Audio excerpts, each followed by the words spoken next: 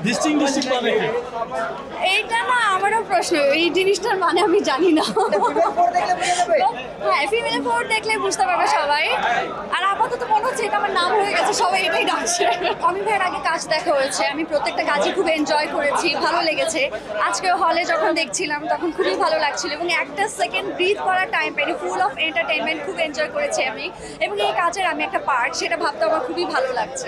আমি আসলে নীলার যত কাজ দেখেছি তাকে সবসময় খুব সিরিয়াস দেখা যায় এবং তার ফেসবুকে তার ছবি এবং জব মানে তার সব কিছু দেখলে মনে হয় যে সে খুব সিরিয়াস, খুব গম্ভীর এরকম লাগে। তখন মনে হলো যে আচ্ছা এই ক্যারেক্টারকে আমরা যদি একটু ডিফারেন্টভাবে দেখি তাহলে হয়তো বা একটু নতুন মনে হবে। সো তখন নীলাকে আমরা অ্যাপ্রোচ করি এবং নীলা আমাদের সাথে কাজ করে। আমি খুবই গ্ল্যাড অ্যান্ড প্রাউড যে আমি এই প্রোডাকশনে একটা পার্ট। আমি নিজে এত এনজয় করেছি কাজটা এবং ফিমেল আগের প্রোডাকশনগুলো এত ভালো হয়েছে, তো আমার কাছে যখনই অফার এসেছে আমি বলতে গেলে লুফে নিয়েছি।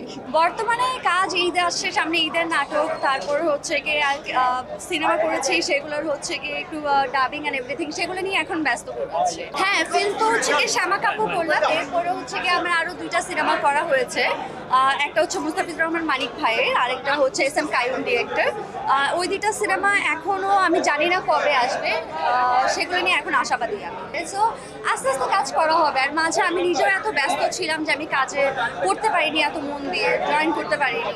সো এরকমই।